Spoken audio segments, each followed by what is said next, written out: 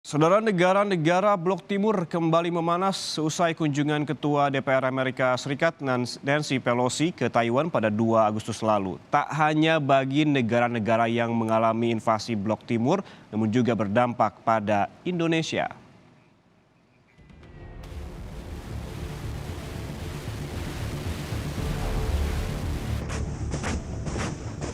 Kondisi geopolitik Rusia-Ukraina membuat ekonomi global terdampak. Sepertiga warga Ukraina harus mengungsi karena invasi Rusia ke Ukraina sejak 24 Februari 2022 lalu terus berlanjut hingga sekarang. Amerika Serikat di bawah pimpinan Presiden Joe Biden kembali memberikan bantuan pertahanan kepada Ukraina. Bantuan yang diberikan senilai 1 miliar dolar Amerika atau setara 14,8 triliun rupiah yang berupa amunisi, rudal, serta sistem roket artileri mobilitas tinggi.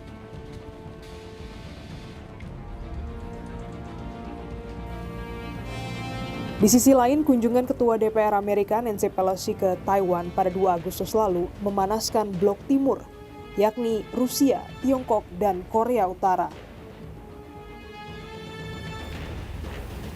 Sehari setelah ketibaan Pelosi ke Taiwan, Tiongkok merespons dengan meluncurkan 11 rudal Dongfeng ke perairan dekat Taiwan. Peluncuran rudal ini diklaim sebagai latihan militer penembakan langsung pertama kalinya sejak 1996. Selain rudal, Tiongkok juga melancarkan 100 jet tempur, 10 kapal perang, hingga senjata darat. Bila perang terjadi, Tiongkok akan dengan mudah meluluhlantahkan Taiwan karena kekuatan militer kedua negara sangatlah timpang. Tiongkok memiliki 2 juta lebih pasukan aktif, sementara Taiwan hanya 169.000 pasukan. Untuk tank, Tiongkok memiliki 5.400 tank, lebih banyak dari Taiwan yang hanya memiliki 650 tank. Tak hanya itu, negeri tirai bambu ini memiliki pesawat tempur sebanyak 3.227 dan Taiwan sebanyak 504. Pengamat hubungan internasional Universitas Indonesia, Susi Sudarman, menilai memanasnya hubungan blok barat dan timur ini tak akan menimbulkan perang.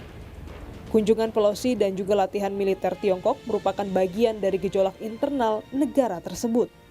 Ya nggak akan terjadi perang, soalnya ini hanya bullying. Cinanya membuli, dia kan ingin berdagang, dia tahu persis. Negara-negara barat ini punya sanksi ekonomi. Kalau dia berani melakukan sesuatu kepada Taiwan, dia kena sanksi dan dia tidak bisa berdagang. Padahal pertumbuhan ekonominya 3%, lebih di bawah dibandingkan Indonesia yang 5%. Jadi apakah akan terjadi perang? Saya kira nggak mungkin lah. Direktur Eksekutif KOR Muhammad Faisal memprediksi jika perang terjadi antara Tiongkok dan Taiwan, dampaknya akan lebih besar dari gejolak Rusia-Ukraina. Bisa jadi potensinya lebih besar dibandingkan konflik Rusia dan Ukraina, terutama kalau berlanjut ya, kalau berlarut-larut. Kenapa saya katakan begitu? Yang pertama adalah karena konflik ini melibatkan 2 negara superpower, ya, yaitu China dan Amerika, ya.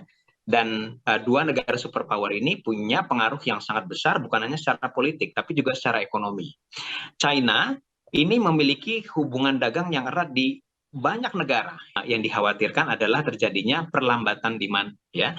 Apalagi kalau ini berkembang, ya. Berkembang ini artinya bukan hanya melibatkan China dan juga Taiwan, tapi juga negara-negara di sekitarnya dan juga Amerika, terutama kalau kemudian direspon dengan bukan lagi perang militer dan juga perang politik, tapi juga perang dagang, ya.